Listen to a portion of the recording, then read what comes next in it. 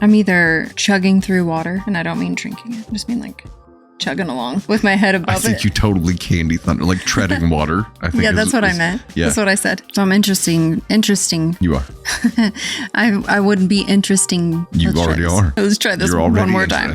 I'm interested to know what you, as someone who backs into parking spaces. I'm a backer inner. I just travel ass first into most things. And sometimes I'm like, let me get that from you. Hold on. So you hold the door open. Just go through my legs. While standing in the doorway? Yeah, just walk, just buck down and go right through my legs. Just crawl. It means nothing, honey. I don't know how to do this. It means nothing. I'm not attracted to him. He's just going through my legs.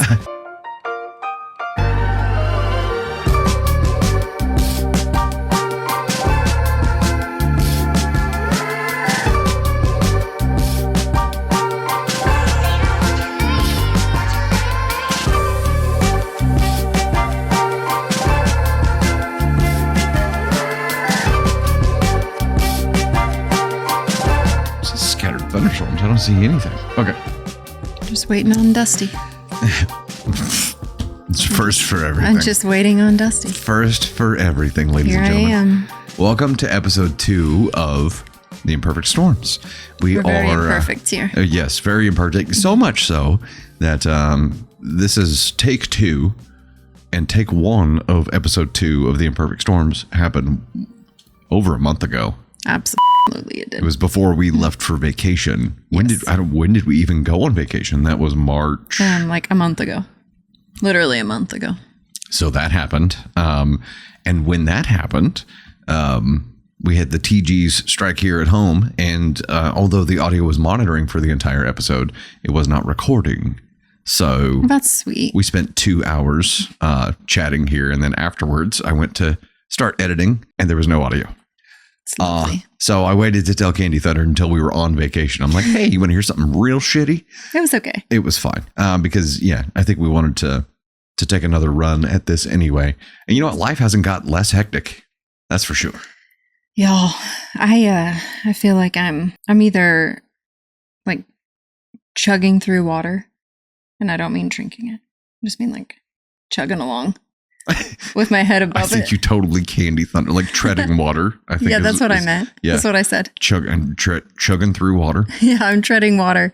You know what? I'm either like powering through it or I'm drowning. There is no in between right now. And I think it's just like, I just keep handling it. And then all of a sudden I'm like, it's too much. Yeah. And that's when I feel like I'm drowning. How do you feel right now? Drowning? Obviously, this is a very busy time.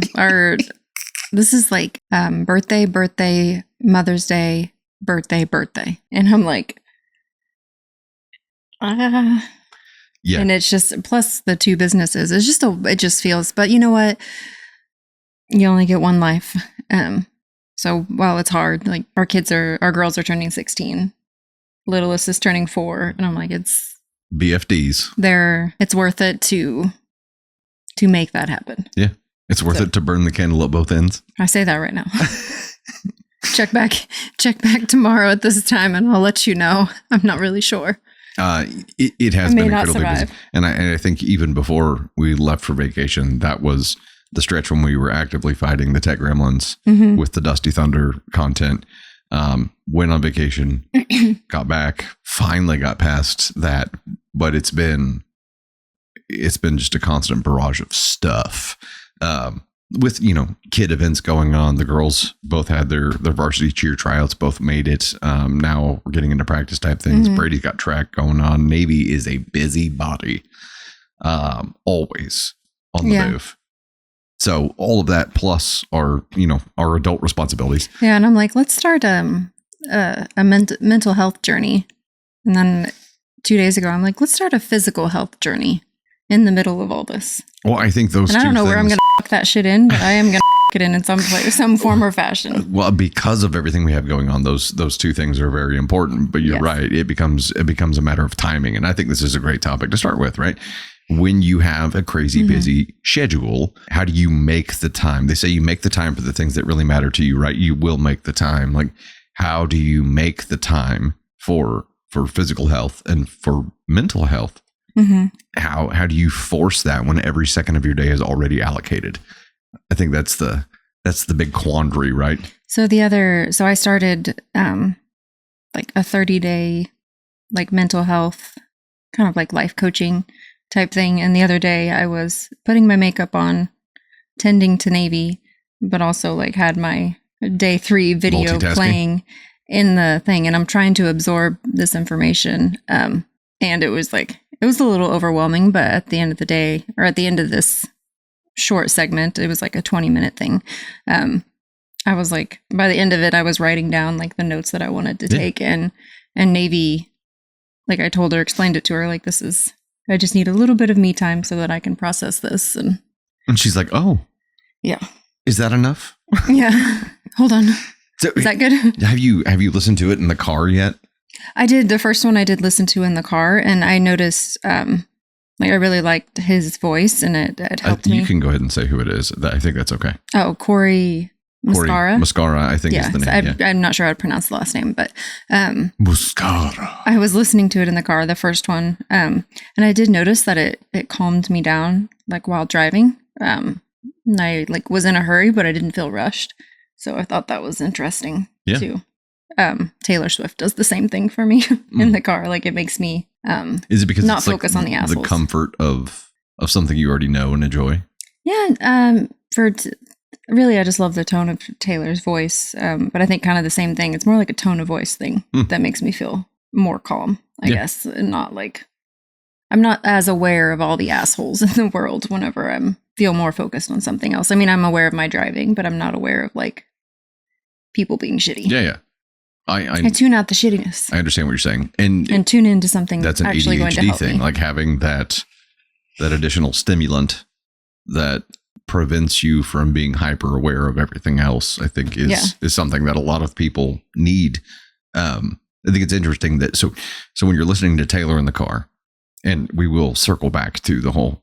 Like this is part of it. You having to multitask to get part of your mental health time in, I think is a big deal.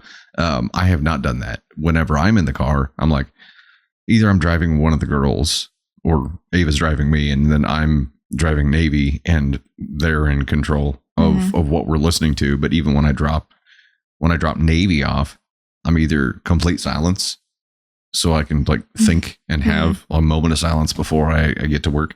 Or I'm listening to what I want to listen to finally, but I'm never using that time to do like mental health stuff. I haven't done it.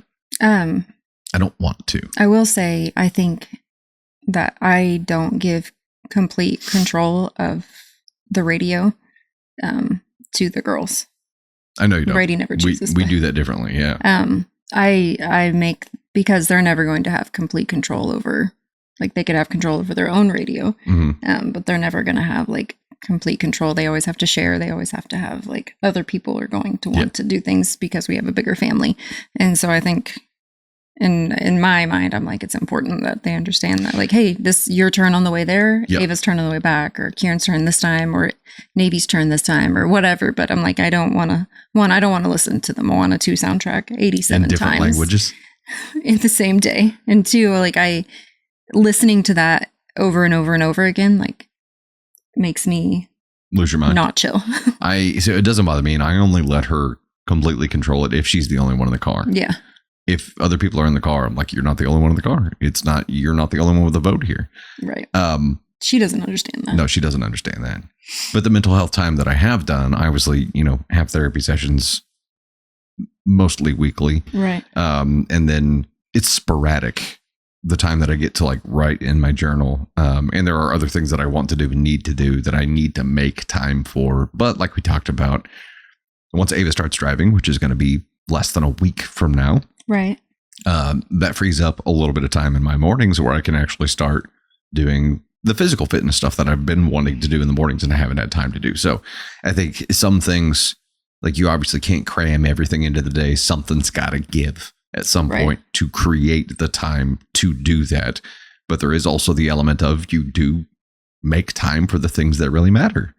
And I think, so for you guys, like, do you like audit where you're spending your time right now and try to identify waste and swap it out? Like what is your approach and what struggles have you had there? Identify waste. Yeah. I wouldn't know how to identify waste in my life if it slapped me in the face.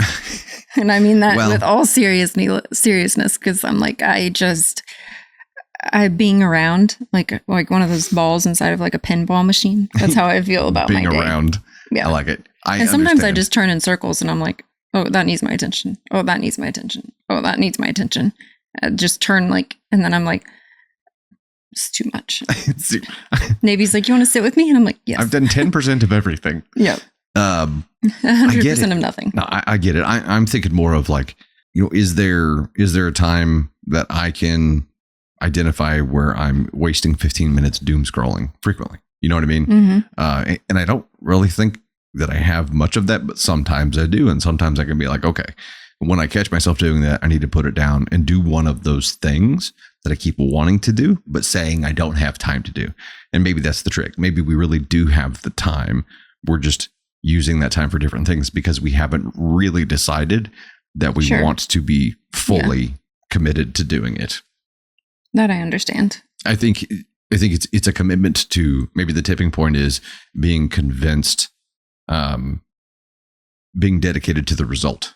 So I think for me, like the mental health part of this was like I got completely overwhelmed and couldn't get out of the like funk that I was in, and I couldn't surface again. And so for me, that was like a new feeling of not being able to separate things out for myself. And so I had to like start writing it down. And once I started writing it down, it was like I can take those feelings and process them and put them away, and understand them more so that they can be put away, I guess I should say. But before I did that, I was just like, I felt lost in a storm, no pun intended. Yeah. But once I was able to write them down and like process them and understand why I was feeling so overwhelmed and why like I was so emotional about so many different things, like I feel like it like lit a fire inside of me. That's something that I wanted to change, that I don't ever want to feel that way again. Like I don't ever want to feel so overwhelmed that I can't resurface. So for me, it was making sure that when I feel that like rush of emotions or anything like that, like, so right now, like mental health for me probably happens on like, obviously I'm listening to videos daily, but those like big moments where I feel like I'm making breakthroughs are going to happen on an as needed basis. Yeah. But I feel like I'm watering a little bit at a time. Yeah. Well, I think I'm like probably a succulent. Doing it as needed is probably the smart way to do it, right? Because you're treating pain when pain arises, and you had enough pain to create change because you were drowning. And now just the memory of that pain is enough for you to be like, I see a signal that is a reminder of that pain, and I am pivoting because I want to prevent it later on. So that's the mental health side of things, as needed. Yes. And I think I had this massive stack of stuff that I really want to do, and I'm just like, I will get to it a little bit at a time. And I had this conversation with my therapist not long ago, and I'm like, I have this big stack of stuff that I really want to do, and I'm beating myself up for not doing it. Like there's guilt no matter what. There's a double-edged sword where I'm like, if I took that time and said, I want to take time for myself right now to do this thing, I'll have guilt for not spending the time with the family. Right. If I do what I've been doing, and that's like spend time with the family instead of doing those things, then I'll have guilt for not doing those things. So the solution that I came up with, at least the idea for a start of one, was 30-minute chunks. And I'm like, as long as I don't have to apply a massive chunk of time. And because I'm an ADHD zebra where I have all or nothing thinking, for me, it's like if one of those things is playing piano, like learning to play piano, it is, either I'm going to go all in and become a virtuoso, or I'm not going to do it. I do not have that thinking. That's the all or nothing thinking that I have to, that's my default wiring that I have to acknowledge and be like, it doesn't have to be like that. Right. I can 30-minute chunk it and be making progress. And if I spend 30 minutes and make progress, I'm happy. And be happy with that little chunk instead of beating myself up for not applying 8 hours to it or whatever it is. You know what I mean? I'm like, I don't think I could explore something for 8 hours at a time.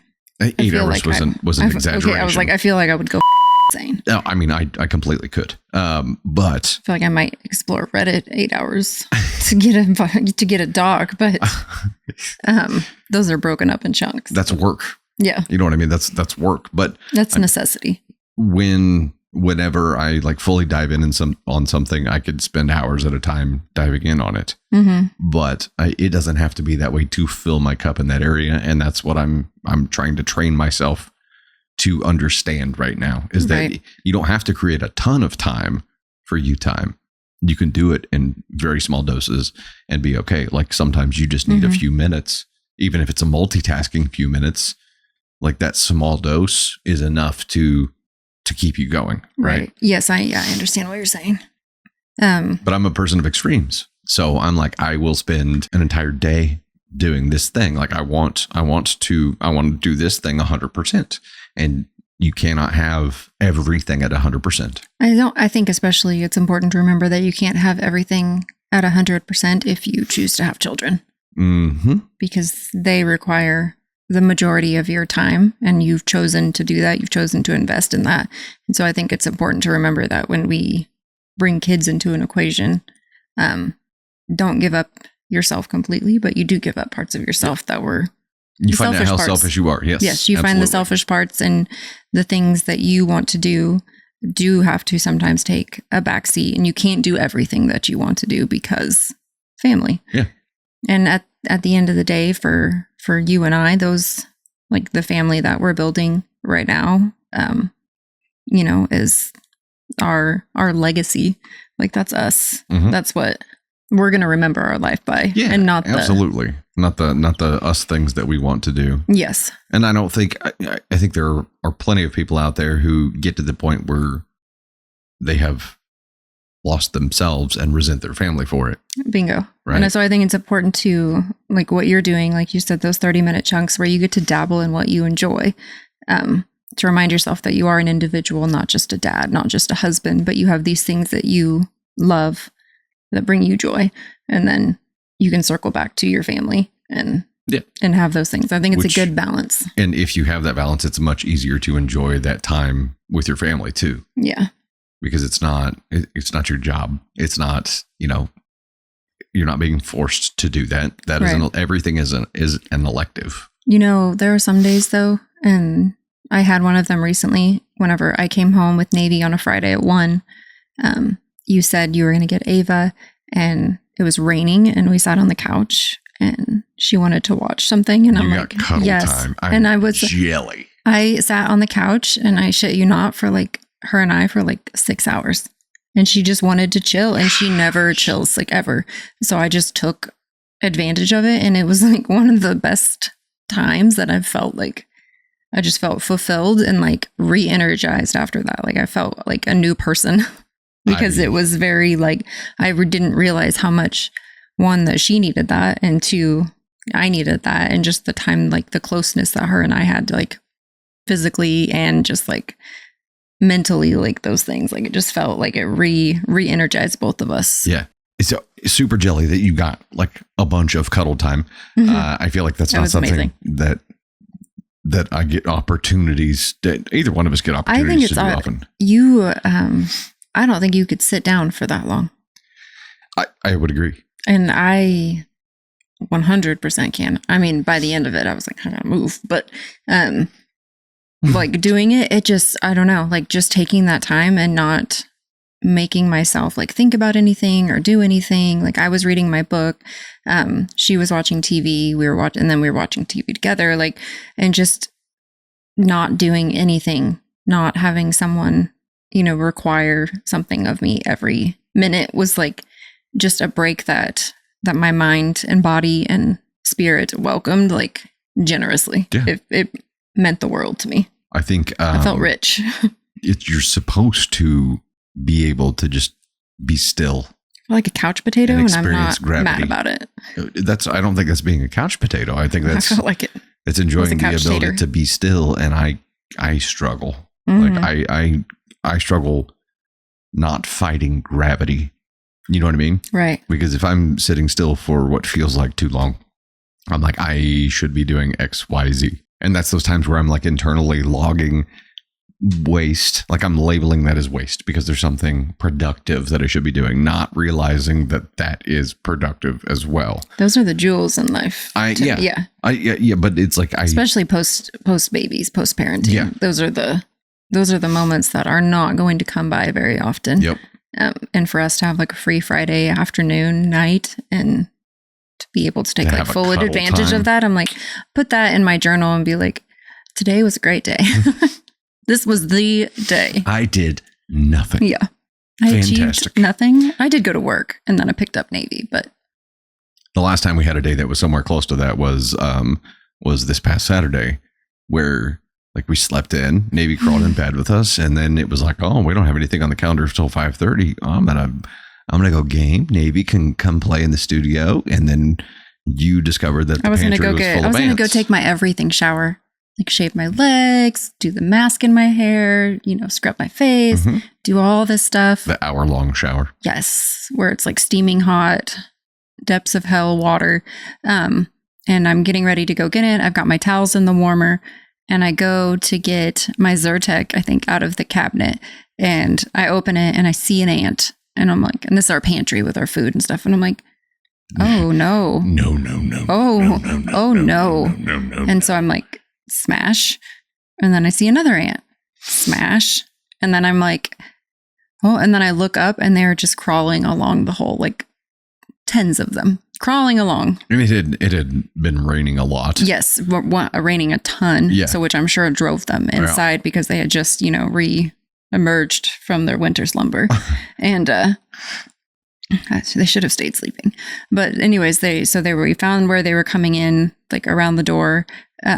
Got that handled, but we had to take everything out of the pantry, which took literally like 3 or 4 hours to wipe it all down, inspect every food item, which the Honey Nut Cheerios were the only thing that they got into. Yeah, and they were the best sealed box. Yeah, I don't know. I know.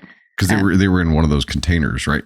Or was no, it was box? In a box. And so I'm guessing but it was like rolled down, and they weren't in the actual cereal bag. They were just in the box, but that's not worth my $5. So I chucked actually it was the $6 box because I bought the giant one because we went through the family one. We went through the other one so Navy quickly. Decided she loves them. But we had to chuck the entire box. But after going through everything, that was the only food item that they had gotten into. Weird, right? But it was like 3 to 4 hours of just preface this derailed. With we needed to do this anyway, right? Yes. We needed to audit. And it had been a long time since we pulled everything, so we knew there was some expired stuff in there. We needed to take some time to spring clean that. But look, there's a big difference between choosing to do spring cleaning and being forced to. And we were forced to. We had, and also, lost what could have been a very... We used our like kid safe, pet safe ant stuff. And to me, it's like natural oils and like stuff like that. But to me, that shit stinks. Post-COVID smells like gutter sewer trash. Skunk taint. 100%. And so I've kept our pantry open for like a couple days now, trying to get this smell to like... It's not as potent, but you can still tell. No. And I'm like, for sake, when is this smell, Zevo? When is it going to go away? The smell is, I'm sure, what makes the ants stay away. Well... You're like, ants and humans. There's nothing left in there now. Shit. Okay. So I think one of the things, obviously, is since we've been living together, started off in an 1,100 square foot house, like had minimal storage. I think having a pantry was something that we were always like. It was a big deal. It was like want. And now I'm like, why do we have a pantry? Because sucks because food just gets lost in there and then you lose it and then you're like, shit, now it's expired. Which is kind of symbolic of all the things that like when you're younger you view as like what makes you a made it kind of thing. Yeah, right? like what's your made it kind of thing. If you have a pantry, you're set for life. So like you were talking about a story related to that. Yeah, I saw this story that said that there was this guy said, what was your indicator of wealth when you were a kid? Like, what was your made it moment? Like, what did you have to obtain to feel like you made it? And his was a basketball goal. And his wife's was a fridge with a water and ice dispenser, which makes sense. Back in the day? Yeah. Yeah. Yeah, that was a big deal. Yeah. We had a fridge, but like our water was like well water. And so it was like the county came out and they were like, you have lead, like, you can't have well water. And so we had to use like Culligan water for a couple years while they like brought city water to where we were. It was this whole big thing. For your drinking and cooking water. So we couldn't use the water from our fridge. I do remember that very vividly. When like to cook with it and like. I bet your folks were just real happy. We had a giant and like it was all free because of like something with the county. I can't remember. Well, we all had to be tested like for lead poisoning. It was the whole thing. But anyways, when I was younger, it was for me like something that like was I wanted this so bad was 2 front doors. I needed double front doors because that means I've made it. That's my whole life goal. Separate front doors, like the front French doors, right? Yes. The double doors. Yeah. That was like, okay, there was this house that that we passed when we went to the mall, and that I always thought it was just the most beautiful home, and it had double front doors, and so that's why I was like, I want that. That's what I want. That's what it means that you have money when you grow up. And now I realize that double front doors. After we got like a fixer upper house and had the double French front doors, and now I just realize it's a money pit. Yeah, the French double doors up at the entry are fixer-upper doors as well. Yeah. Every single They're not sealed. piece is a fixer-upper door. $10K to replace it. And I'm like... yeah, like the lock drop post things are all janky, but work. We have to bungee cord it in a big storm. Yeah. Yeah. Now I realize that you also have to have money to maintain the nice things. Yeah. Yeah. It's all a pain in the butt. Yeah. I think one of mine was, I hadn't thought about this till right now, but I think one of mine was like a trampoline. I don't think we ever had a trampoline when I was getting. No, I don't think so. You didn't have the death trap of the 80s and 90s, I guess I should say. No, a lot of other people did. I don't think we ever had one. They had no rails around them when I was. I know, yeah. You lost that padding pretty quick. Well, yeah, and the net, that didn't show up for a long time. They didn't have that shit when we were kids. That's how kids got casts. Like, it's just how it worked. If you didn't fall off a trampoline, you weren't living. Yeah, basically. For sure. I think another one of mine was the candy drawer with like the full size candy bars. Yes, I had a buddy who had the candy drawer with full size candy bars in it all the time, and I was like, dude, yes, what's up, Richie Rich? Right, okay. My best friend had the drawer, and it had like the 6-pack of donuts, like the Hostess ones. Like the chocolate ones and the powdered one. I know. And Pop-Tarts and like all these breakfast items. And when you pulled it out, it was just like, wow. And I'm like, I always wanted that, but like, no, I wouldn't be able to control myself as a child, but they did. They were really good about it. They did because it was there and it was accessible, right? It wasn't an off limits thing, so they didn't crave it. And I understand the psychology. I always had chocolate donut. Oh, she had the Otta Spunkmeyer muffins too. Those are so good. I loved her parents. Those are so good. Yeah, I would. I'd be looking at my buddy's drawer and I'd be like, I'm gonna go home and have another oatmeal cream pie, Star Crunch. My mouth hurts by now. Star Crunch. Those are good though. I was so burnt out on oatmeal cream pies. Like that was the go-to, and I get it. I love the double-decker oatmeal cream pie. Or double-decker moon pie. That might be one of the reasons I don't like marshmallow, because it has like the marshmallow cream in between the two oatmeal. I think it's just like icing. Oatmeal patties. Moon pies. Is that what they're called? No, moon pies are. They have like chocolate and like a kind of like a shortbread graham cracker cookie and then marshmallow. Yeah. No, this was it was the straight up oatmeal cream pies, but the cream is like a fluffy marshmallowy cream. I don't know. It's been so long since I had one. Oh, you guys tell us. Is it marshmallow and oatmeal cream pie, or is it just like a cream? I think it's just cream. No, I can't blame that then. I just don't like marshmallows. I don't know where it came from. No idea. It sucks for you. Can't have a roasted marshmallow. I'm fine. It doesn't bother me none. I'm offended that you don't eat marshmallows. You should be. Riding mower was another one. Did you have a push mower? Always used the push mower. Yep. And it, as a kid, when you're like, 10 years old using the push mower, it feels like you're mowing a 40-acre field, right? Yes. And now if I drove by that yard, I'd be like, oh, that'd take like 20 minutes, right? I loved using a push mower at our old house. Like it just brought me joy. It was like vacuuming. It was fun. And that's a small yard. Like it was no big deal. But the backyard was a little tiresome, but because it had like slight slope. Yeah. And so it was kind of a little bit. It also grew like a jungle. Like it grew really fast. Yeah, it had really good grass. Here, like had a lot of weeds. Mowing with a push mower would take a long ass time. But 100%. But so we've been the recipient of 2 hand-me-down riding mowers. So we've had riding mowers now, and they're pains in the asses that take a lot of work and attention and money to maintain as well. My parents got a new one with like a wider deck. They have 7 acres that my dad maintains still, and so they got one with a wider deck and gave us their older one, which is like still it's much older, but.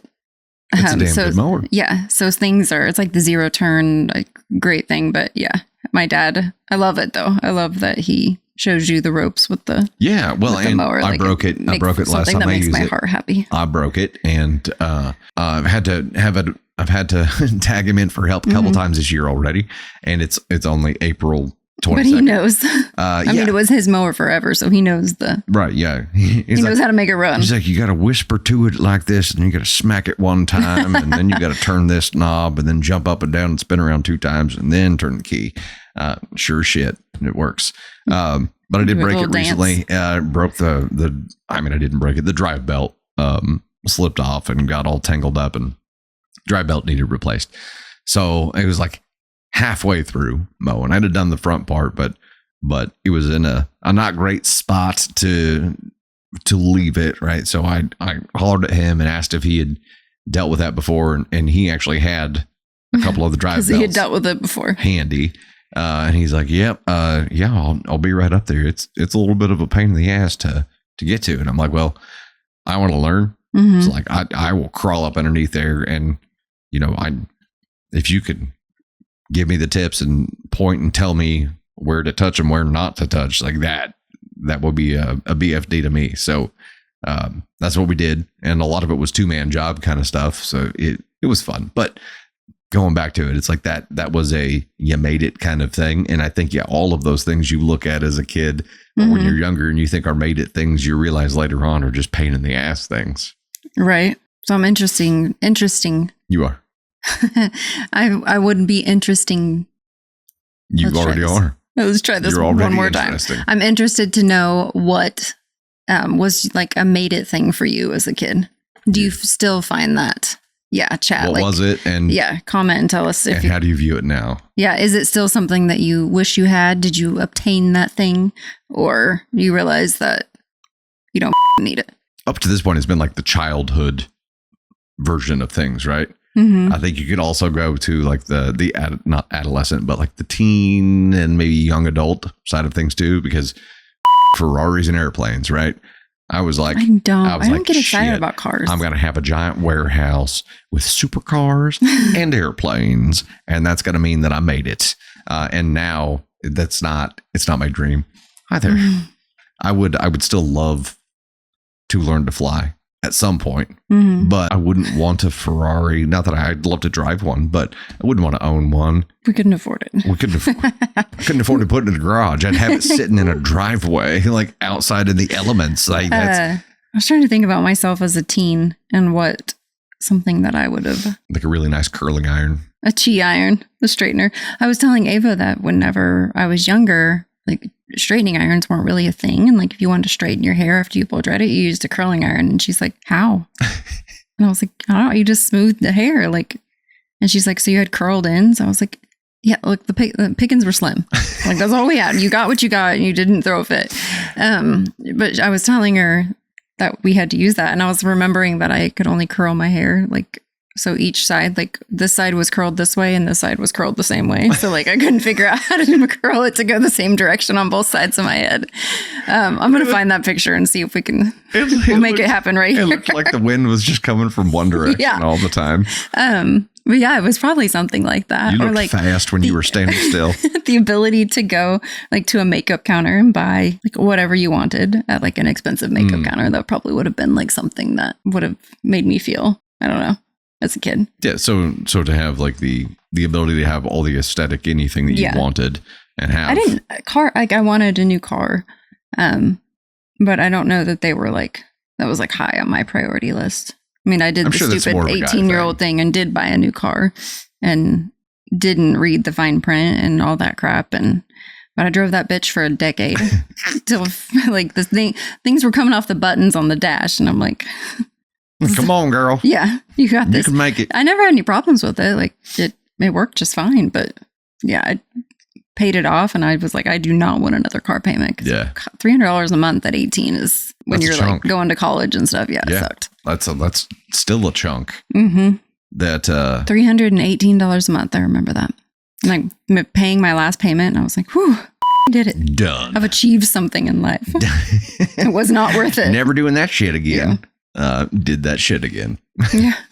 After I met you, I didn't. Then my next car after that one was like the certified pre-owned. Like it had been a one's like enterprise type fleet car. Yeah, like one you get like at the airport or something. And so it only had like less than 10,000 miles on it, but I got a good deal because it was like, CPOs are a great way to go. Yes. But not new, because I told myself I was never going to buy a new car, and then I met you. Sorry. And you're like, let's buy a new car. Well, yeah. And my theory on that has been I am not a car guy. Can't fix stuff when it comes to that. And I have had too many bad experiences with having high mileage used cars and having really expensive things go wrong, like and having to spend more than I would have with a higher monthly payment with a new car. And if it's not a certified pre-owned, I don't know that I would be something. Yeah. I just feel like having that additional security on a car that you purchase, like for me, I was a single mom at that time. And like, so that was like, the warranty side of things. That was a BFD for me. Is a big deal. Yeah. And I think whenever I first bought a new car, so I did whenever I was like a senior in high school, because we were part of a credit union where we could do that and still have reasonable payments, and I worked. So that was my thing. You bought a car when you were in high school? So I was a senior. Yeah. Big dreams. It wasn't fancy, but it was a brand new car. It was mine. Should not have done that. Like, should not have strapped myself with that amount of responsibility being so young. But later on, like the decisions were made by like 2 years of maintenance being included when you bought the new car, right? Like then it's like, okay, like there are things to consider and things that make it worth it when you're in there. And now like dependability, safety, reliability is valuable to me. Like we can't afford for a car to go down. I mean, we could make it work now. We could shuffle around and like we work together. We can make it work. But yeah, I don't know. I was talking to Jesse about this the other day and like, because the girls are he was going to be driving. She's going to test for her license Monday, and Kieran's going to be, a month after her. I'm like, yeah, Daddy's going to be driving a jalopy real soon. I'm going to have an old beater truck out in the parking lot, and because like I want the girls to have something safe, right? Right. And I'm okay with that. I'll drive a beater. I'm to the point in my life now where I don't give a shit. Right. I highly doubt that, but we'll see. Okay. Speaking of teenagers and our girls starting to drive, how is your stress level about that? I would love to hear from people that have, like, how did you feel once your child started driving? Yeah. We want to hear from some people who came out the other side. Because I'm freaking the out. Yeah. And if you have a horror story, maybe save that. Okay. I'm freaking the because I was a terrible driver at 16. I don't think either one of our girls are like that, but no. And Caden wasn't. He was very chill, which I still think he's very chill. A good driver. But I drove way too fast. Way too fast. Like 90 in a 55. Why? 90 in a 70. Because you were always in a hurry? I just wanted to drive fast. I liked it. And that's the problem. I want to go fast, Ricky Bobby. Is that, I think, we've done a decent job of giving our teens the understanding that they're not invincible. And that, the people around them are not invincible either.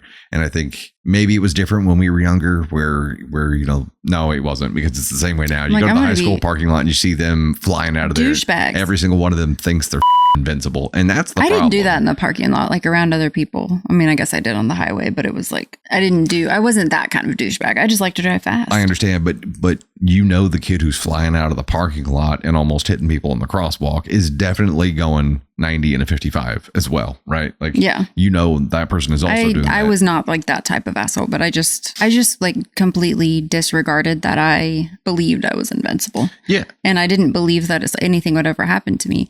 And literally 2 months after I turned 16, I got in a wreck, totaled my car. And I didn't get a ticket. It wasn't like, it was my fault, but it wasn't my fault because of it had barely rained. So the pavement on the highway was like really slick. Mm-hmm. And when they could tell that I had tried to stop, but my car just slid.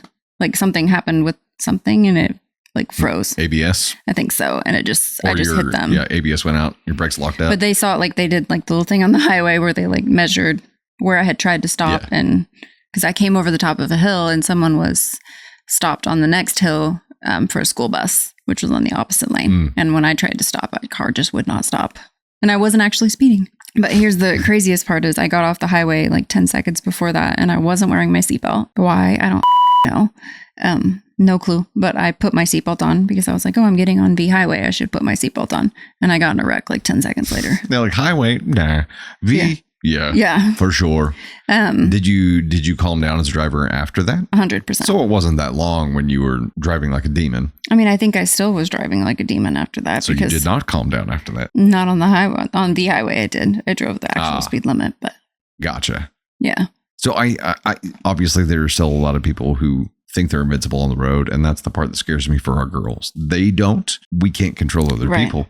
Like, and trying to. It's not something that you can really teach either. Defensive driving, I mean, you can give someone the basics of, and like they know how to drive. Mm-hmm. They know the rules of the road. They know what to do. Right. You don't know how to handle shit hitting the fan until shit hits the fan. That's what my dad always said, to never be aggressive, but always be defensive. Yeah. And he drilled that into my head when I was practicing driving. You kind of have to just assume that everyone else is going to do something stupid to be prepared. And Ava's getting good at it because like as cars are getting ready to turn out onto the road now, she can kind of predict if they're going to go for it or if they're not. Yeah. So she's watching behavior and she's learning how to read that. But she's a very observant person. And so I think that plays into reading people and reading traffic much better. And I think the more comfortable she gets as driving, the better she is, like you said, at reading people, what they're going to do, or knowing. There was someone behind her the other day and she's like, he's getting really close and now he's going around me and then he's probably going to cut me off. And he did, exactly what she said he was going to, or what she's reading behaviors. And so she knows someone who's driving, weaving in and out of traffic and stuff. She's very aware of, and she doesn't let it get to her, which I think is good. I'm glad she has that spatial awareness, like the situational awareness. And I'm a little surprised by it because we will talk a lot about, it's more of like a social awareness. Like a read the room kind of thing, which she gets in her own world on and doesn't have that. Yes, but she does in a sense of people she doesn't know. But when she knows the person, I think she's less likely to. Okay. She feels comfortable and doesn't feel like that needs to be. Yeah, I understand that. Something she puts up. I understand that. Those defenses go down. Yeah. So I say that because I myself am like a similar type. There's situations where I would have those defenses up, like trying to be hyper aware. And then there's situations where I'm not going to have those. You lower your guard. That's understandable. And Kieran's a very different. Kieran's got a lead foot. Kieran she has a lead foot, which is. She just slams it down and goes. Which is interesting. She's much I never would have thought. I thought the roles would have been reversed growing up with our girls. Yep. But Kieran is much more like, slam the foot down and go. Just go.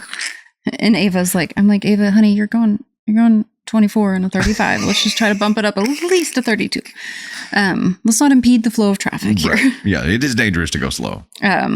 But Kieran is much very different driving styles and very different to what I thought like their personalities growing up would. Yeah. It'll be interesting when Brady gets to that point. And I don't even want to think about Navy as a driver yet. Like, nope, don't want to think about it yet. So it'd be interesting to hear from you guys who have gone through it with their kids. How were you as a teen, as a driver? We're entering three-peat of teens going into the driving phase right now. So yes, so the girls will turn 16, bam, bam, 5 weeks apart. And then a few months later, Brady's getting his permit. I don't like it. I don't like it, brother. This is what I'm talking about. Chugging water. I don't like it. I don't like it. This is totally different change of subject, but I saw this thing. We were talking about a gas station, but I saw this thing that said, should your man hold the door? Sorry, did I mess up your hair? Should your man hold the door for another woman walking in behind you? This was a woman asking this question. And she said, the answer is no. And I'm like, that. The answer is yes. If I'm not married and I'm dating someone and they don't hold the door for the person behind me because she's a woman and they let it slam in her face. It's disrespectful. I'm judging you. Yeah. That's a ding against you, because I'd hold the door for man, woman, zebra, dog. How insecure kangaroo. Do you have to be for that to be a thing? Yeah. Is that a cultural thing or is that just? I don't think so. I mean, I can't even remember the person that posted it. I couldn't tell you, but but there were people that agreed with her. They're like, no, you don't hold the door for another woman. And I'm like, I don't think any person holding the door for me, or me holding the door for another person is more, on my end, it is nothing more than being a DFHB, decent fucking human being. There's nothing sexual about it. There's nothing like come in this door. Yeah. Look at it. I just hold this door open so I can watch you walk by. I'm going to hold the door open with my leg. I think you got to either have some deep rooted insecurities or I think you either had to you've been burned before or you're just naturally insecure. Yeah. If you can't trust your partner to hold the door for another woman without wanting to her, I think the problem may lie with your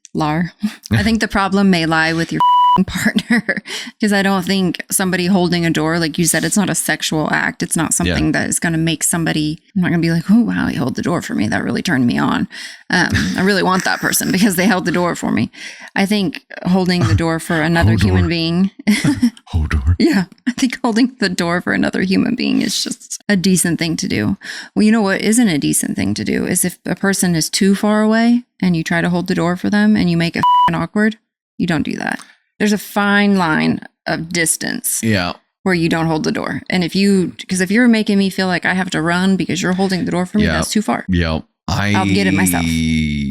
I understand. There's also that gray area, kind of the taint of distance when someone's heading toward the door. You know what I mean? Mm-hmm. Where it's like, I feel like I would be rude if I let it go at this point, but they might feel like they have to hurry to get there. So if I see them start to trot or feel like they have to speed up, I'm like, you don't need to run. Someone gives me the trots. Right, I'm just annoyed. So if I hold the door, what is that distance? Like, what is too far away from the door? More than 10 feet. I need to know this. Okay. I need to bring a tape measure and kind of identify. I mean, I would say more than 10 steps, 10 feet, something like that. I think you're right. But also, what about the awkward hold where you're trying to hold it for someone and then you're in their way and you're like, what do I do? I'm in it now. Well, if I'm going to hold the door, I'm always going to swing around to the backside and hold the door.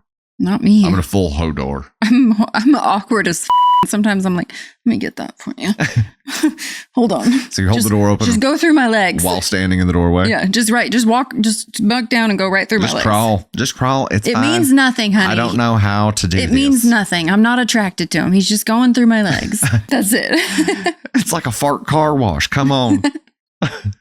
I do that because I'm like, oh shit, I should hold the door. And then I'm already let it slam. And I'm like, oh no, I'll get that for you. Hold on. Now I'm just in your way and I'm sorry. I'm just going to wear a shirt that's all my clothes just has I'm awkward on the back of them. Yes. Just we need to start that as the Candy Thunder clothing brand. Yeah. This is sorry, I'm really awkward. I'm sorry I held the door for you in an awkward way. Sorry I made you go through my legs. That was weird, wasn't it? That's one of the shirt designs. Yeah. I am guilty of being the awkward door holder and not switching to the side that I need to be on. Hodor. But don't do that to me because I'll be like, I get it. I might be guilty of seeing somebody at 13 feet and being like, you're guilty of seeing someone at 27 feet and standing there and holding the door. Which makes me an asshole somehow. Makes you I think if you're too nice, you're an asshole. I say that as a people pleaser, but you could be too nice and be an asshole. There's a great topic to dive into here. Do you agree with that? And what are some scenarios where that does apply? So the door holding. Let's think about that for a second. In addition to door holding, I think we need to take 5. Okay. I got to pee. Okay. And then we'll come back and get into what are those things that are too nice. Too nice to the point where you become the asshole. And we can wrap. I've got a good one. You got a good one already? Mm-hmm. Okay. All right. Examples of being too nice, I would say, when people fight over the check. Oh, that is a good one. I think that. Why are you looking at me when you say that, huh? Because your family fights over the check like it's their last check. I love your family, but it is like a thing in your family. It's a battle of pride. Absolutely. That's why it makes you an asshole. Pride is a problem in my family. I think allowing pride to like override decision making, I think, is a big deal. It's a systematic flaw in my family. I think you can offer to cover the check. If someone says, I want to get this, you can offer like give the same option to cover it and get it for them. If they decline, then you can be like, I can cover my part. If they decline again, then say, thank you for lunch. Thank you for dinner. Thank you for whatever. But I think, what if I really want to going back and forth? What if I had really planned on it and then they really want to as well? Like, why should their vote outvote mine? I think whoever says it first. Okay. Whoever gets it first. I'm going to start doing a coin toss. I'm going to keep a silver tally dollar marker in my pocket. Take a tally marker in your book. Be like, no. Double-headed coin. You got it last time. This time it's my turn. Double-headed coin. And I'll be like, okay, heads you pay. Tails I pay. So it's like I really want to pay every time, but I'm flipping the coin knowing that they're going to get the bill. I think just a con artist. I've cracked the code. It's a brilliant plan. I got this. Heads I win, tails you lose. Yeah, exactly. Yeah, I think it's perfect. Okay. What's one? So I got distracted. And when I should have been thinking about that was responding to other messages. So on the way in from the door to here, I did a quick Google search. And the top one on there was... people pleasing. No. Oh. Apologizing too much. I feel called out. Sorry. Yes, you should be sorry for that. But I thought about that and I'm like, that's interesting. Because I think for a lot of people, yeah, it's a trying to be too nice thing. Like it's a trying to be nice thing. I think with some other people, it is like a trauma response. Like I've been beat down in life and I feel like I have to apologize all the time. Also, Luna, quit. Hey, quit cleaning your carpet during the podcast. You can't do that. Oh my. She's all carpet. Oh my. Her whole thing is oh my. she's a shag carpet. Look at her. Luna, quit it. Yes. Quit it, Big Bird. It's all right, Patty. Why did she always look at you whenever I tell her to stop doing something? Because I'm her mother. She's like, Daddy yelled at me again. Like he yelled at me, give me love. And now Oliver's pissed because you're petting her. Welcome to my life. It's the story of my life. This is how you make them broken, by the way. Yes. Yes. Yes, it is. Yes, it is. All right. Do you have another one that is a thing that is too nice? I was going to say people pleasing. Because people as pleasing I am was on the list. Yeah. As I'm learning, like people pleasing, empathy, and you can be an empathetic person, but like as I dive into learning more about like, I'm very empathetic towards people. But I think I do that more as a trauma response, which I didn't realize. I was going to say it. I didn't realize. And people pleasing normally is. Yeah. So people pleasing, empath, like those type things, like are more like me picking up on people's emotions because I'm worried about the room that I'm walking into, not because I'm really good at it, but I am good at it. For your own emotional safety. Yes. So it's like people pleasing is actually self-serving, and that's the funny, ironic part. Yes, right? Exactly. Because you're being people pleasing to make sure that you're okay with them, and I can't handle like people being mad at me. I can't handle that. Yes, you can. I can't handle. Or it's just me. I mean, obviously. And the kids. Navy. No, even with the kids. With Navy, where it's like, you can be pissed at me if you want, kid. This is the way it is. But yes. With the teenagers in more complex situations, yeah, I get it. Like, I think, no, like if you and I fight, like, I'm like, oh, you're my best friend. I don't have anyone to talk to. I don't know what you want me to do. I guess this We've needs to be over. We've gotten a lot better at coming together quickly and discussing and reflecting on it and moving past it. So I do, like, some of the things that I wrote down was like, why do, like, I always, and I get to a point where, like, I try to anticipate people's, like, their behavior. I'll anticipate their moods, which don't always sync. Like, they don't always align. And when that doesn't happen. And so I already assume that they're going to, and that makes me an asshole. Yeah.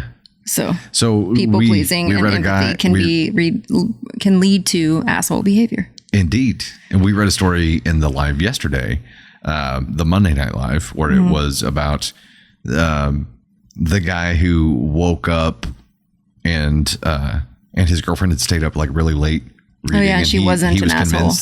He was convinced that she wasn't going to get up early, and it was her day off, and she got up early and made him lunch and was the reason she got up. Yeah, and he was pissed off because he was wrong. Because he was wrong. Because he had already decided how she was going to behave, but when she didn't behave that way, he acted out about it.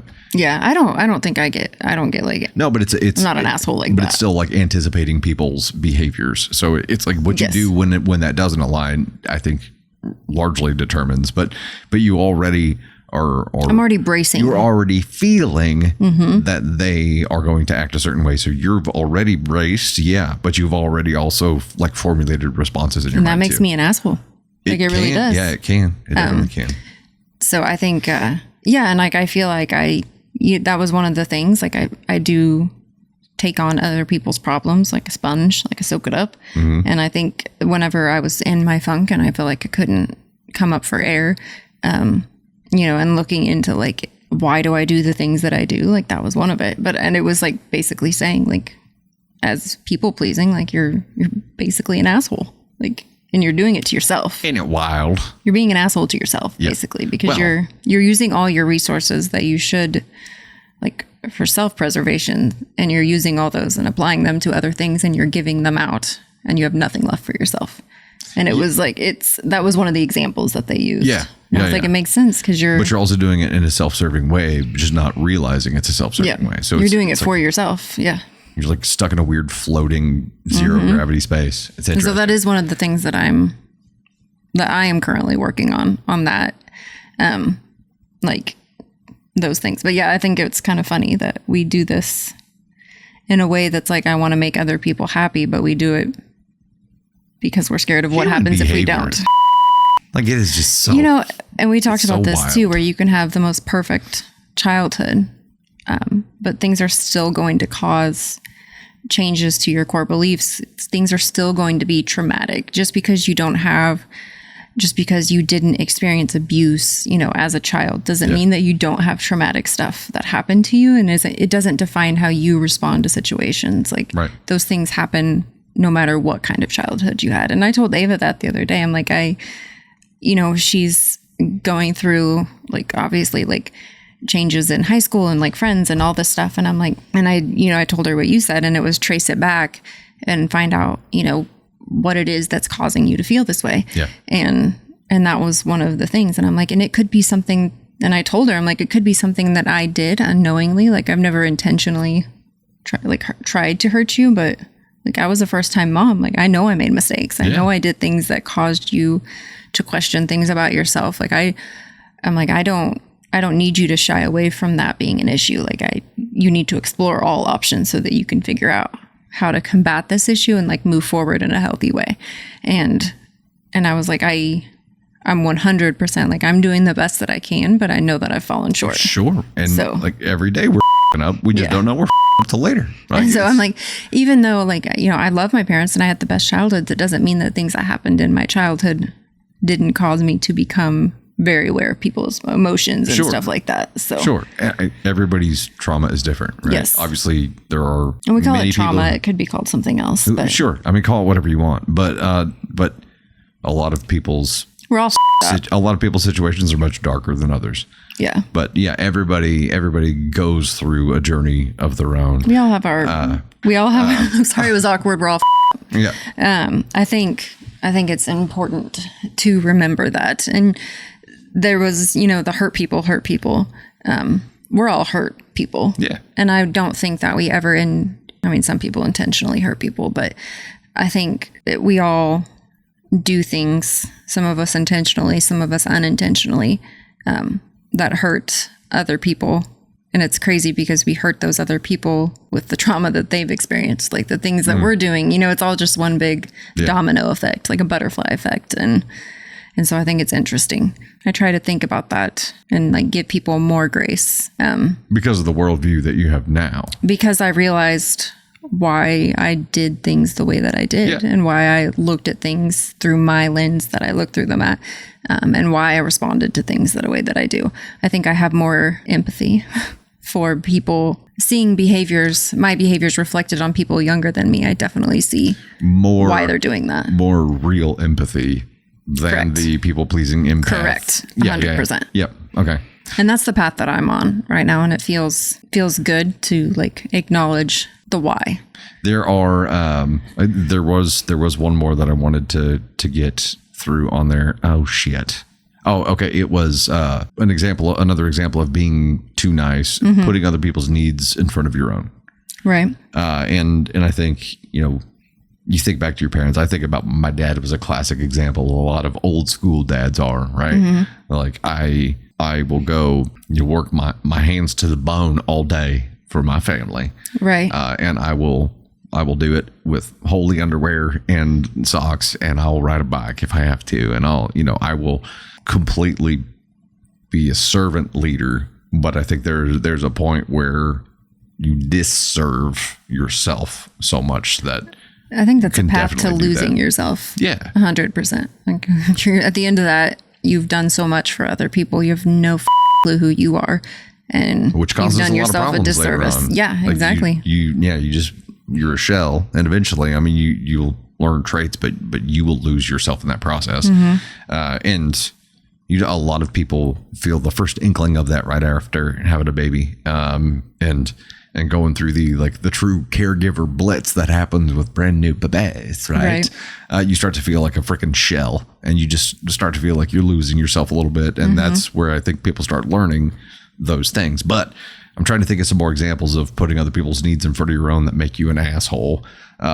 If you pull up to a 4-way stop and you're there first, you go first.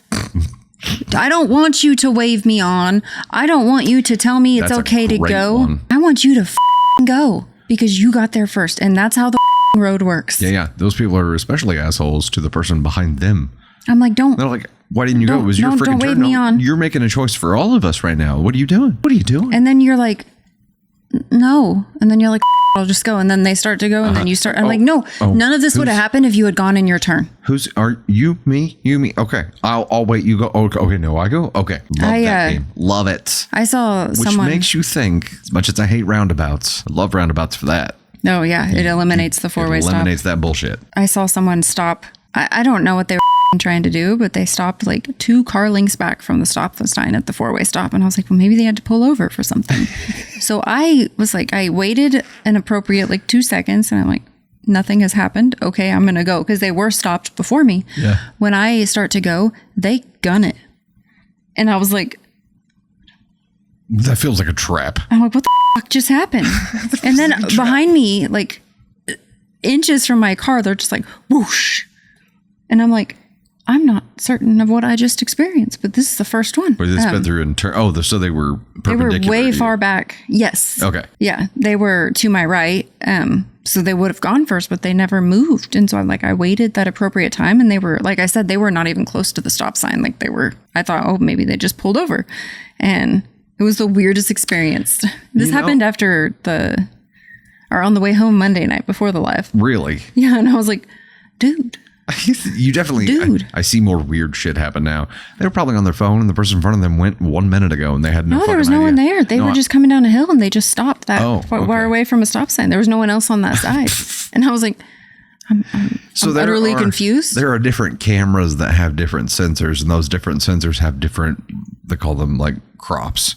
So it's like the camera that I started. Okay, well, here, just track with me for a second. So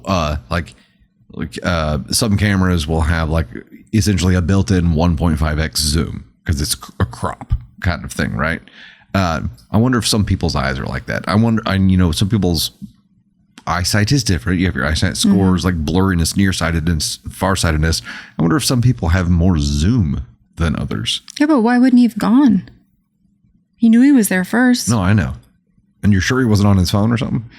I mean, I can't. That's my assumption. I can't see that far away, but maybe he was on his phone and he was like, "Oh yeah, I'm close to this." You don't have the zoom. No, I don't. I don't have the crop.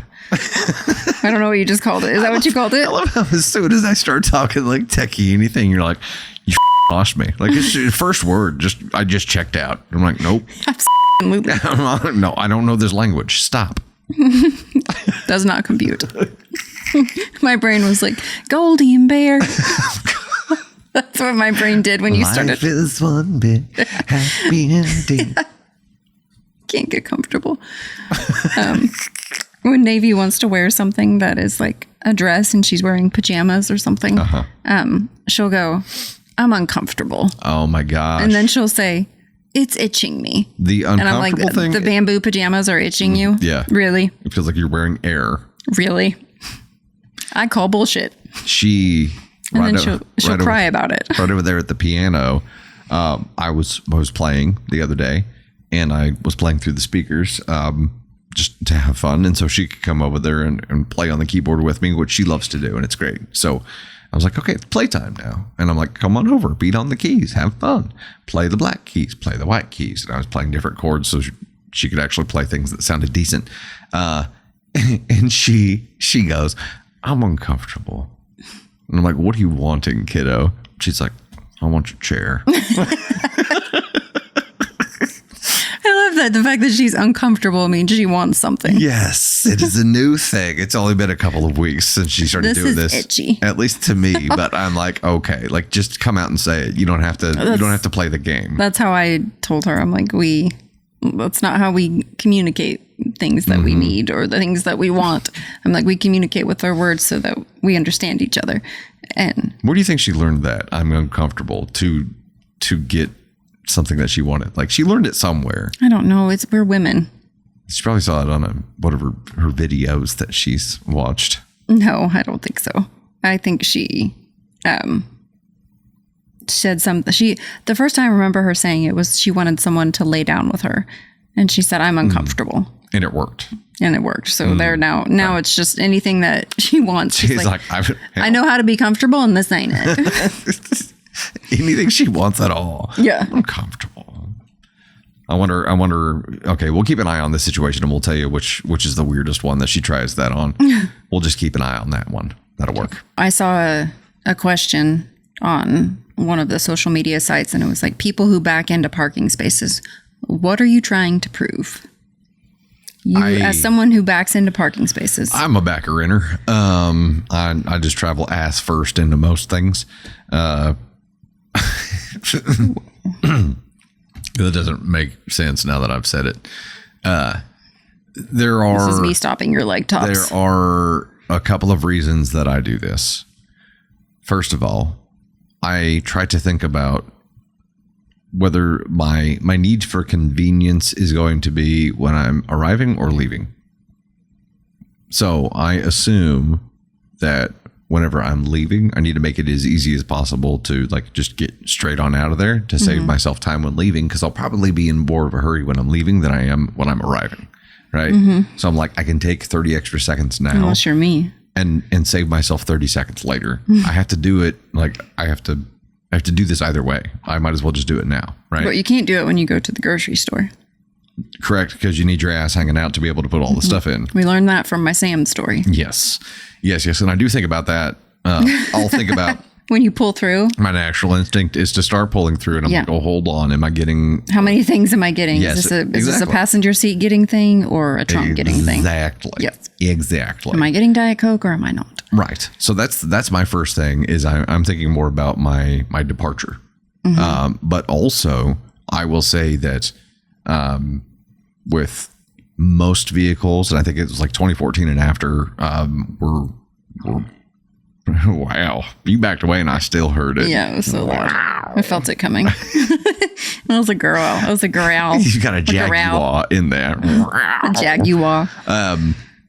With backup cameras included on most vehicles now, you actually have better visibility backing up than you do pulling them forward. I agree. I cannot see when I drive your car, which is Tahoe. I cannot see to park. When you back in, you can, though. I nail it. Well, I know, but I'm normally going to the store or something that I need the trunk for. I nail it about 75% of the time, which I think is pretty good. It's not easy to park that bitch. Props to my dad for teaching me how to park. But some of the times I'm like, I cannot see where the line in front of me is. And like the car's so long, you really can't see where the lines are at the back of it either. Yeah. And so I'm like, unless you flip that backup camera on and then. No, I do. I turn it on every time and I still can't see them because the ones I'm at Target specifically are like a shorter parking spot. Yeah. And you can't see. And I'm like, dude, Ava, open your door. How close am I? Open mine. Okay. We need that like 360 cam that shows you everything around you. I mean, it would be very handy for parking spaces, I'm sure. We need to hear from someone who has one of those. Is it handy? Is that even a thing? Yeah. It shows you like an overhead virtual camera, basically. So I think it uses little cameras all around the car and creates like a composite, but it would show you the parking lines around you. Oh, I've seen that. Like people can use it to parallel park. Yeah. Wow. Okay. Yeah. Wild. I'm going to use that. Ava's, get her that for her driver's. We ain't that bougie. I was talking about. You can just hit a button and it parallel parks. Yeah. Or get a Hummer EV or something that crab walks and all four wheels turn and it just goes straight in sideways. Does it really? Yeah. It has crab walk. Or is that a lie? I feel like you might be yanking my chain. No, that's a real thing. It's a saying, right? Yeah. Yes. You got that one right. Yeah. Don't yank my chain. Don't chain my yank. Who came up with that? Don't yank my, like what is that even? Where does that come from? Is it like a bike thing? We need to talk about that too. Like who knows where that started? A bike thing? I don't know. Who came up with all these sayings like and who gets to decide if I get them wrong? Maybe it was Mr. T. You can see that. Yeah. Like Flava Flav or something. A reject from the Mr. T collection. That's what I think of every time somebody says Mr. T. A reject from the Mr. What was that from? New Girl? No, it was from Chandler and Joey. He got him I think Joey was making money and he's like, I pity the fool. That was great. You had another thing that we were going to dive into too. Oh, Temptation Island. Temptation Island. When did we finish that show? So it's been a few weeks now since we finished it. When's the last time you thought about Temptation Island before thinking about it for this discussion? Really? Yeah, I was watching while I was getting ready a podcast for. I watched 4 minutes of a podcast. That's how much I had between interruptions with Navy, but I think I actually got through 7 minutes of it. But I started watching it because they had the singles, like the Tempters and the Temptresses on Mark's podcast, the Bonfire podcast. Gotcha. Yeah. And I was interested to hear their take on it. And one of them mentioned something that was very interesting that, when you start dating someone, you're normally going to spend, like over the course of a month or 2 weeks, you're going to spend maybe 10 hours with that person, half a day. And they were together 24/7 for 3 weeks. And he's like, it was just, everything was on speed. Like everything was sped up and I was like, I never really thought about it in those situations. Like Love Island, you're really going very fast through the steps of a relationship, or Temptation Island. Like all those things are in hyperdrive. And so what we're seeing is someone who's getting to know someone like at a 24/7 basis. And I'm like, that's a really interesting thought. I just think is insane. Yes. I think these shows no time to process in between. No. And I think that these shows are crazy, a crazy insight to human behavior. And I really find them very intriguing, very interesting. So I enjoy them a lot. When the last time you thought about it was, because whenever we were talking about filming tonight, I thought about it as a topic to talk about. But prior to that, I don't think I've thought about that show for a couple of weeks. So maybe it stayed in my mind 1 week after. 1 week after we watched the finale, and maybe the reunion podcast. But after that, Like I didn't see a lot of it, and we stopped talking about it right between each other. So it's just interesting how like when we're watching a show like that, and whenever a show is airing like that, it becomes a very interesting conversation topic while it's on, and then afterwards, how things just kind of fizzle out. And obviously, this is why you see new episodes of stuff come up, right? Because it stays topically relevant. But it's just really, I don't know. I was kind of surprised by how short-lived the mental real estate was for me. Oh, for you, yes. For me, I went and, found the people who were on the show, who I wanted to follow, who I wanted to keep up with, wanted to know what their relationships look like. And the only person I did that to was Mark, the host. Yeah. No, I went to Taylor, Ashley, Yaman. Mr. Ye. Mr. Ye. I also, by proxy, like Danny and Logan, who were part of Ashley's, like who she was seeing. And so all those things, I like went and followed these people, and Mark, of course, obviously, in Bonfire podcast. But yeah, so it stays top of mind for me. And I did the same thing with Love Island. I like to follow those people and like keep up with what I've seen because I feel invested at that point. Speaking of what? Oh, Love Island I know they're bringing like Beyond the Villa back with the contestants of some of the contestants of Love Island from the previous season, and I'm very excited. And there's another season of Love Island too. Who is not coming back? Because it looked like it was pretty much everybody. Rob is not coming back. Hannah is not coming back. Coy. They're not bringing Rob back? I think he might have declined, which is very sad. I don't know that he loved the I was going to say good for him because it seems like but Aaron is coming back. More uncomfortable for him. Yeah, Aaron. I kind of wonder, Kaylor and Kendall are coming back, which I'm like wondering if there's something happening because she's posted a lot of pictures with Kendall or something that you wouldn't know because you're not invested. But yeah. Why is Aaron coming back? Not sure. Didn't he, right after Love Island, go on to another reality show? I think he was on a reality show before Love Island. Oh, really? So, and I didn't know this until we'd watched the reunion thing for Temptation Island, but that they have like a bank of people who try out for reality TV shows. Like Netflix keeps a bank of people that they can call on when they're ready to fill spots in a reality show. And those people can go on too. Wild. Yeah. So if you and if you know someone, if you know a producer, if you know someone who works on the show, like you can definitely get on the show. Yeah. Interesting. Have your in. I think that works on most things in life, to be honest. But knowing the person. Yeah. I don't know. Human nature part of it, getting to see human behavior up close, fascinates me. When they're put in like the Blitz situation too, especially. Yeah. Yeah. Like it really, and I loved Mark in Temptation Island. I thought the way that he, used his own life experiences and helped them see kind of the light of day, like where they were processing emotion, and he jumped in with something that might help them process that even better. I loved that part of it. And challenged them. Wasn't just like, okay, that's where you're at. It was like, I want to challenge you. Yeah. Like your actions and your words aren't matching. And I love that he pointed that out for Grant because I think that's something that everyone saw. It didn't sink in. Obviously, Grant has some issues that he has to work through. But I think it goes back to the hurt people. And I know whether or not that's intentional is the question. Because I know that some people get offended because people have been hurt and they're like, I'm not hurting anyone intentionally.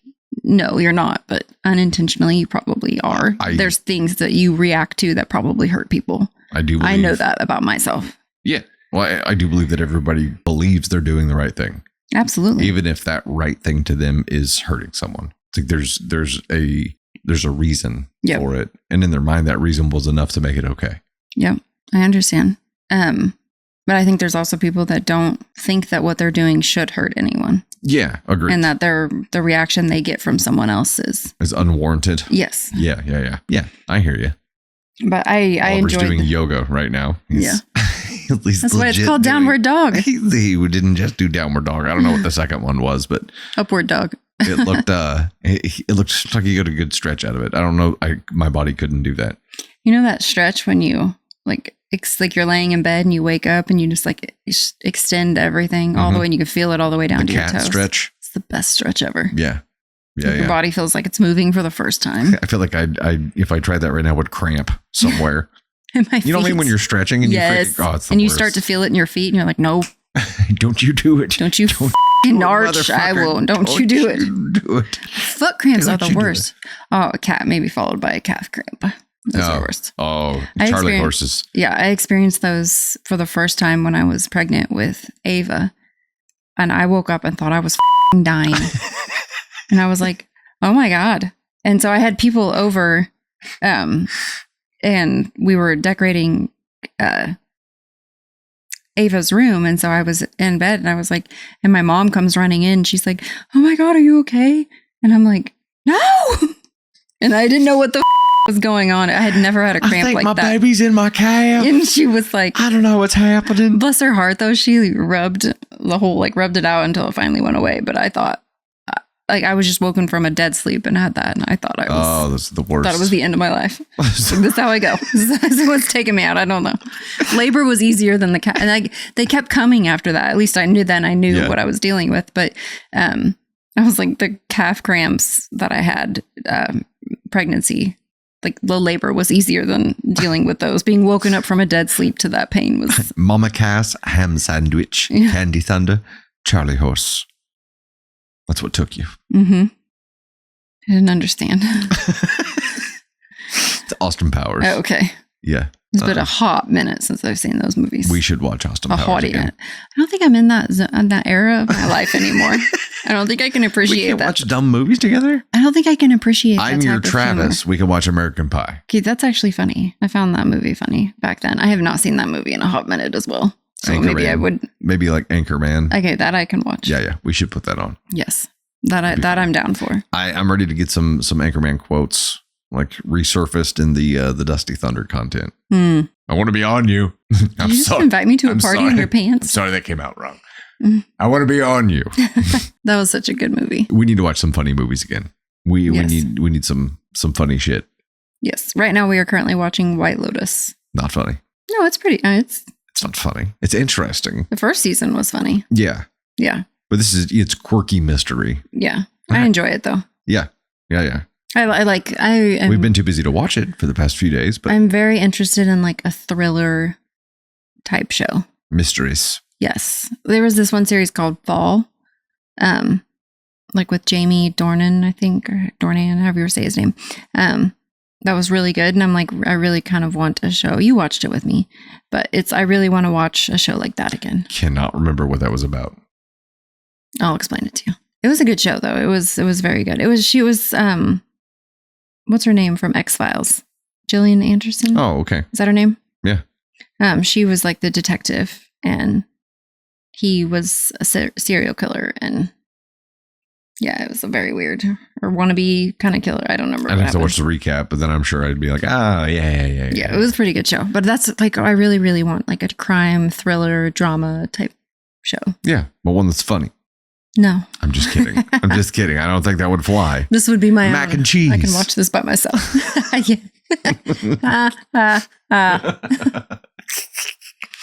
Okay. Is there anything else that you want to tackle before we sign off here? No, I think that's welcome to a little tidbit of our hectic, chaotic, wildly unimpressive life.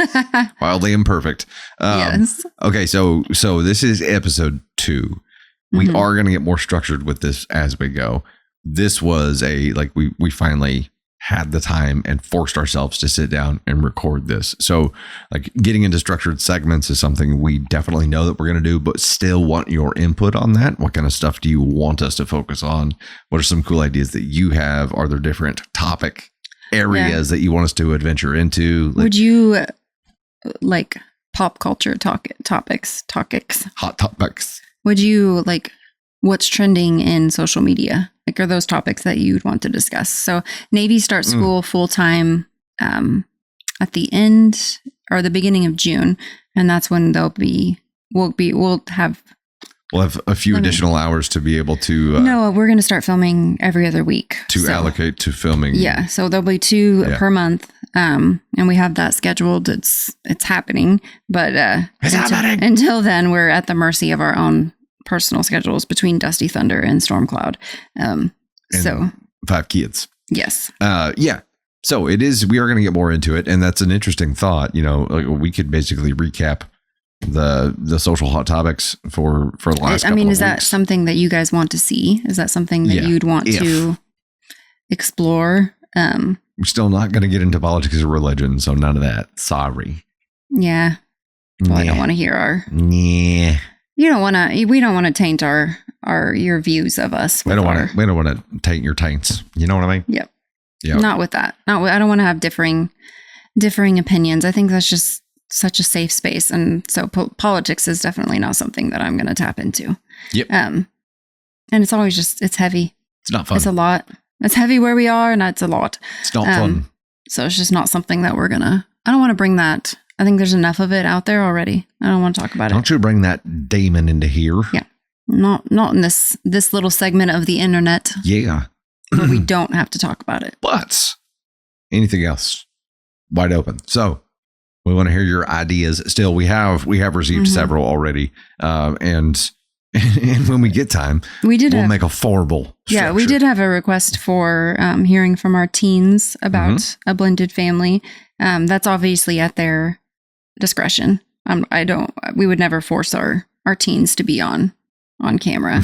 And so I think some people were confused because we talk about Navy more. And I think that's something good to mention too, is that our teens, like their level of interaction with what we do online is completely up to them. We would never force them to be a part of it. No. Navy can't wait to get in front of the camera. Yes, that is 100% Navy's choice. But also like the teens have lives and very busy lives. They aren't stuck with us all the time like the toddler is. Yeah. So that has a lot to do with it too. Yes. They have a lot of stuff going on. And I think we tell, the funny stories about Navy, but I think the stories, that happen with our teens, like I don't want to share those. I don't want to do anything that could. Those aren't our stories to share. Yeah. There you go. The Navy ones very much are. Yeah. We had somebody mention something about like, you have 5 kids. Why do you only talk about one? And I think it's important to think outside the box to answer your own question. Well, I think the people who. I'm not just going to actually know us. Would not just be a shit stirrer and say some shit like that. Yeah. So I'm like, we love all of our kids. If that's how you feel at this point, this might not be the channel for you. This is our teens will only be involved to the level that they want. Yeah. So, but we will ask them. We had somebody ask about bringing them on, and I will ask them about that. Yeah. I think we could bring one on at a time. Yeah. And interrogate them. We'll send him to the office. Once Ava's driving, we'll call in. Yeah. With our Riverside. The bigger. Okay. There you go. Yeah. Or I thought you were saying because we have more seating there. We have that's true. We have a 4-person setup there that we could do. Yeah.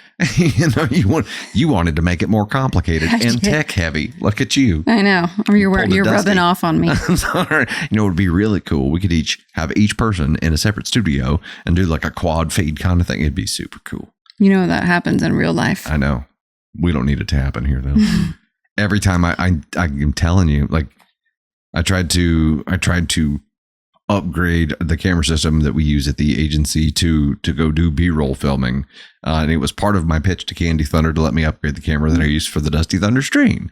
And it was, I can use it for both things. So I used it for the B-roll side of things, replacing the camera that we had there, which we still have just in case. This is a test. And it has been the biggest pain in the ass in the world. And I'm like, this is what happens every time I try to upgrade something. I just either break it or make it more of a pain in the ass. I don't know how this happens. You have a knack for making things more complicated than they need to be. I'm not choosing Tony that, and I have to rein you in. I'm not choosing that. That's just like, that's where every path leads to me, except for just staying still. And I'm like, every time I move, I step in shit. How does this happen? I am on an island. It's because we have surrounded by shit. An 80-pound dog that shits 3 times a day. Yeah. So that's why you're surrounded by shit. Three times 10 pounds each. She just looked up. Thank you for coming to this final episode of the Imperfect Storms while we talked about dog shit. We're on an island surrounded by shit. Help. That's just life. Yeah, I know. Where are these voices coming from? That's just life. That's just life. We watched Sweet Home Alabama and things have gone sideways. It's stuck a little bit. That happens. But again, give us your topics, give us your ideas. We're open to talking about almost anything. And we are going to be doing this more frequently. So we have a solution in place for the time that it's going to take to be consistent with this. Haven't been able to implement it yet, but there is hope on the horizon. So that is coming up. Thank you guys so much for hanging out with us for the finally episode 2 of the Imperfect Storms. Bye. Bye now. Y'all come back now, you hear?